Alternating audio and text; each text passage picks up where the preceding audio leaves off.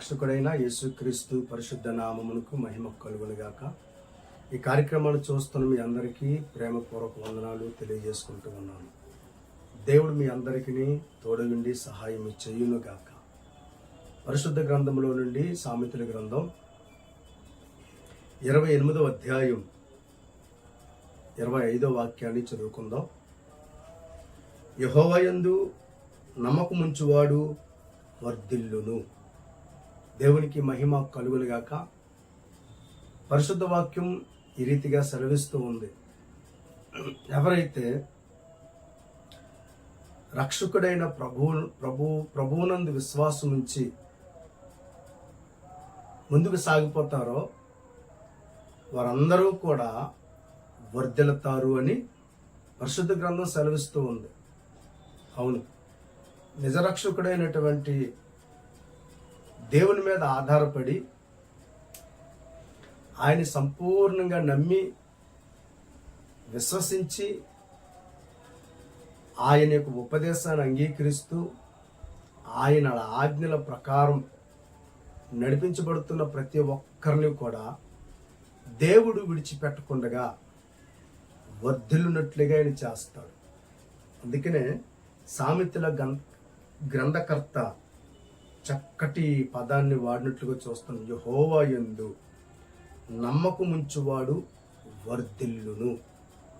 కనుక ఆయన మనల్ని వర్ధిల్లునట్లుగా చేసే దేవుడు, వర్ధిల్లునట్లుగా చేసే దేవుడు. దేవుని ప్రియులారా, దేవుని వాక్యంలో దానియేలు గురించి మనం ధ్యానం చేసుకున్నట్లయితే బాల్యము నుండి కూడా దేవుని యందలి భయభక్తులు కలిగి బబులోను రాజ్యములోను కూడా దేవుని యొక్క ఆజ్ఞలు, దేవుని యొక్క శాసనాలను మీరిపోకుండా తోచ తప్పక పాటిస్తూ దైవ భయం కలిగి దేవుని యందలి నమ్మకంతో ముందుకు సాగిపోతూ ఉండేవాడు. కనుక దానియేలు విషయంలో దేవుడు ఎప్పుడూ కూడా గొప్ప కార్యాలు చేస్తూ ఉండేవాడు. దేవుని వాక్యంలో మనం చూసుకున్నట్లయితే దానియేలుని దేవుడు ఏ రీతిగా వర్ధిల్లింప చేశాడంటే, దానియేలు గ్రంథం 6వ అధ్యాయం 28వ వచనం అక్కడ మనం చదువుకున్నట్లయితే చక్కటి మాటని అక్కడ మనం చూస్తూ ఉన్నాం. దానియేలు గ్రంథం 6వ అధ్యాయం 28వ వచనం చదువుతున్నాను చూడండి. 27 నుంచి చదువుతున్నాను.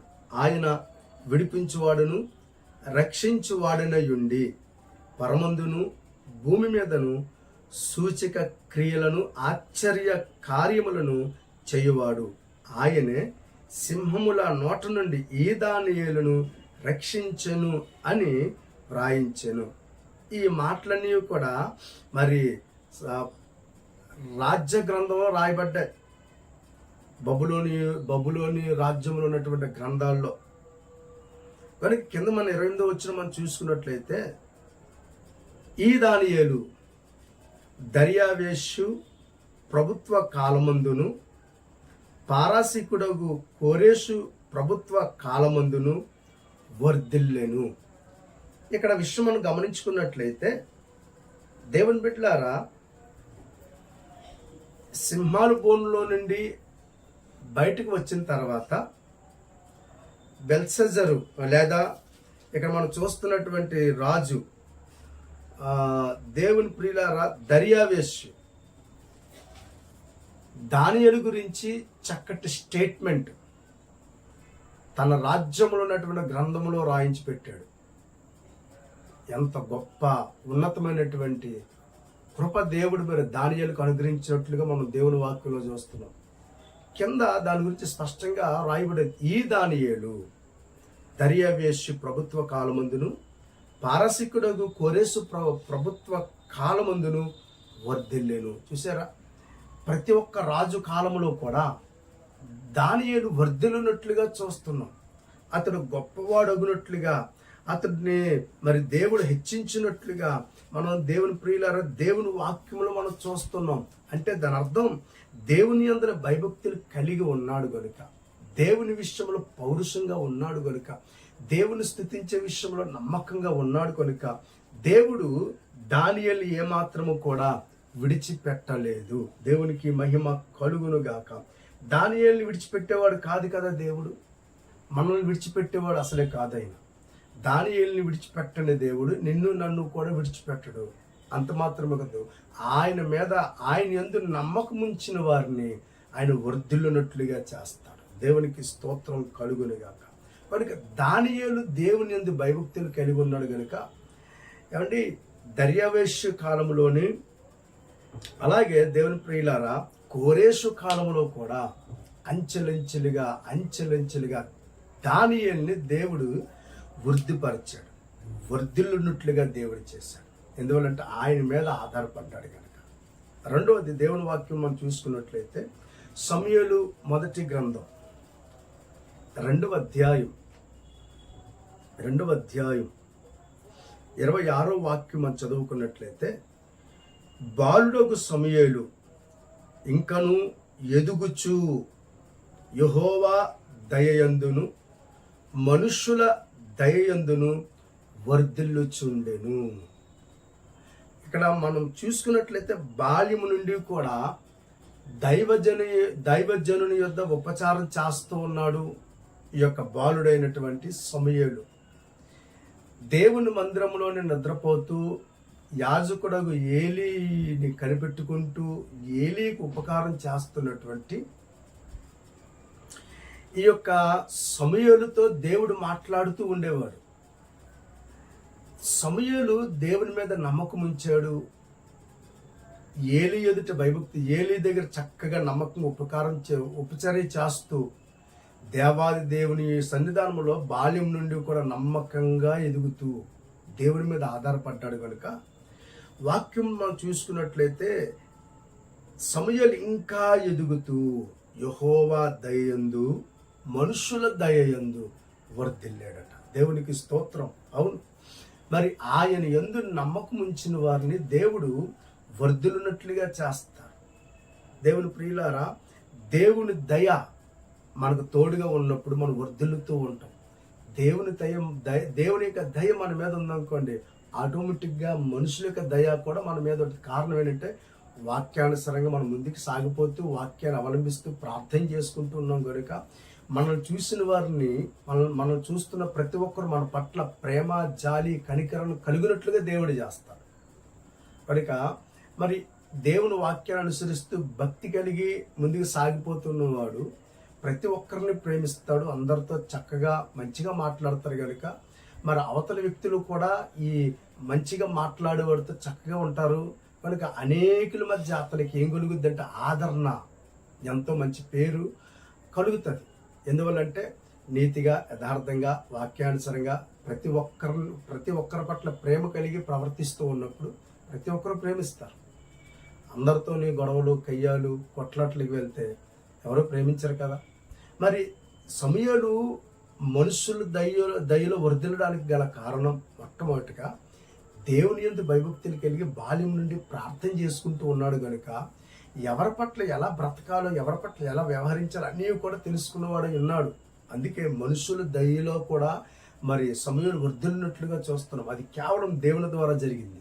కనుక దేవుని ప్రియులారా, దానియేలు వర్ధిల్లడానికి దేవుని యందు భయభక్తులు కలిగి ఉన్నాడు, దేవుని మీద నమ్మకం ఉంచున్నాడు. సమూయేలు వర్ధిల్లడానికి గల కారణం బాల్యం నుండి కూడా దేవుని మందిరములో పరిచర్య చేస్తూ దేవుని యందు నమ్మకం ఉంచున్నాడు కనుక వర్ధిల్లినట్లుగా దేవుని వాక్యంలో చూస్తున్నాం.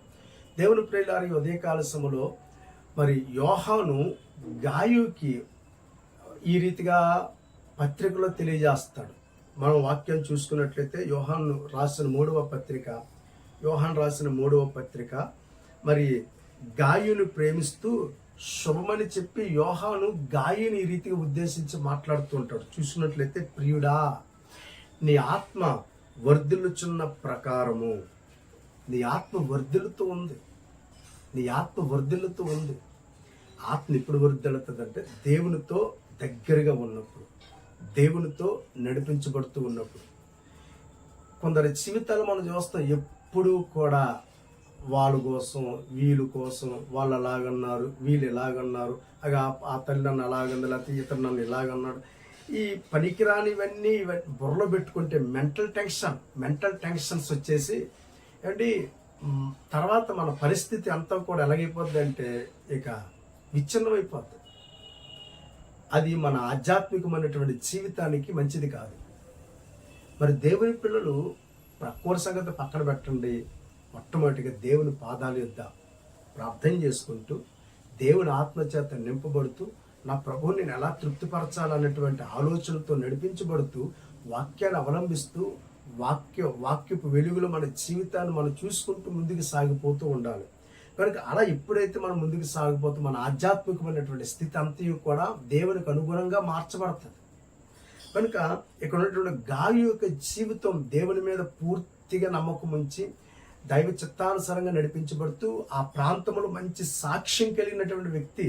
అందుకే అక్కడ మనం చూస్తున్నాం, యోహాను గాయుని ఉద్దేశించి మాట్లాడుతాడు, ప్రియుడా నీ ఆత్మ వర్ధిల్లుచున్న ప్రకారం, నీ ఆత్మ వర్ధిల్లుచు ఉంది ప్రభువులో.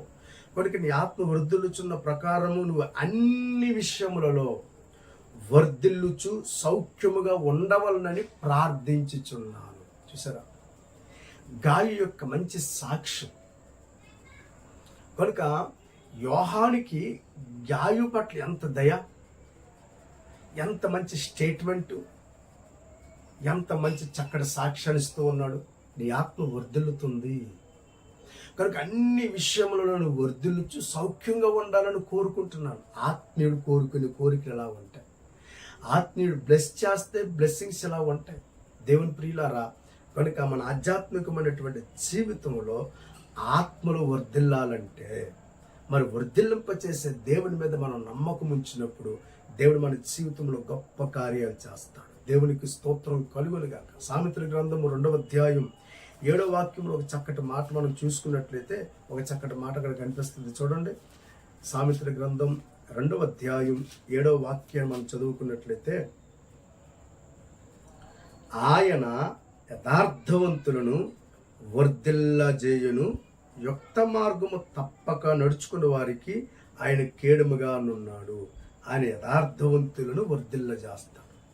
మనం ఇప్పుడు యథార్థంగా ఉండగలం తెలుసా? ఆయన వాక్యాన్ని అవలంబిస్తూ ఆయనకి భయపడి ఆయన మీద నమ్మకం ఉంచి ముందుకు సాగిపోతూ ఉన్నప్పుడు అన్ని విషయాలు కూడా మనం యథార్థంగా నడిపించబడగలం. ఎందుకంటే వాక్యానికి లోబడాలి, ఇది చేయకూడదు, ఇలా ఉండాలి, అలా అని ఒక చక్కటి మార్గంలో నడిపించబడతాం కూడా అది మనకి యథార్థతలోనికి నడిపించేస్తుంది. మనకి యథార్థ హృదయులకి యథార్థవంతుని జీవితాన్ని ఎప్పుడు దేవుడు వర్ధిల్లింపజేస్తూ ఉంటాడు. మనకి ఉదయకాల సమయంలో దేవుని ప్రియులారా, యెహోవా యందు నమ్మకం ఉంచిన వారు వర్ధిల్లుతారని వాక్యంలో రాయబడింది. కనుక ఈ కార్యక్రమాలను చూస్తున్న దేవుని బిడ్డ సంపూర్ణంగా దేవుని మీద నమ్మకం ఉంచి బాగా ప్రార్థన చేసుకో. ప్రతిరోజు వాక్యాన్ని చదవండి. వాక్యం చదివితే సరిపోదు, కానీ వాక్యానుసారంగా ప్రవర్తించడానికి మరి తప్పనిసరిగా మనం దేవునికి సమర్పించుకుని అడుగులు వేయాలి.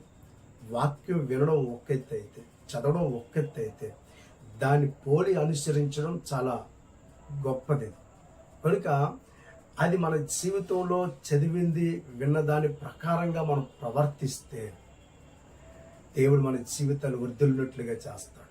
కనుక ఉదయకాల సమయంలో దేవుని మీద నమ్మకం ఉంచి ముందుకు సాగిపోదాం. కృప కలిగిన దేవుడు మనలని అన్ని విషయాలలో వర్ధిల్లింప చేసి సౌఖ్యంగా నడిపించునుగాక. ఆమేన్. ప్రార్థన. కనికర సంపన్నుడా, ఈ ఉదయకాల సమయంలో అయ్యా నీ యందు నమ్మకించి వారు వర్ధిల్లుతారని సెలవిచ్చారు. దానియేలు సమూయేలు వర్ధిల్లినట్లుగా గాయు కూడా వర్ధిల్లినట్లుగా అయ్యా వాక్యం ద్వారా తెలుసుకుని ఉన్నాం. అవును ప్రభు, వారిని యందు నమ్మకమించి ప్రార్థన చేసుకుంటూ వాక్యాన్ని అనుసరిస్తూ వాక్యాన్ని చదువుతూ దాని ప్రకారంగా నడిపించబడ్డారు కనుక వారు వర్ధిల్లేరు. మా జీవితంలో కూడా వాక్యానుసారంగా మేము ముందుకు సాగిపోవడానికి కృప చూపించి వర్ధిల్లున్నట్లుగా ఆశీర్వదించమని వేడుకుంటూ మహిమ ఘనత స్తుతులు పొందండి. యేసు నామమున ప్రార్థన అడిగి వేడుకొనుచున్నాము తండ్రి. ఆమేన్. God bless you.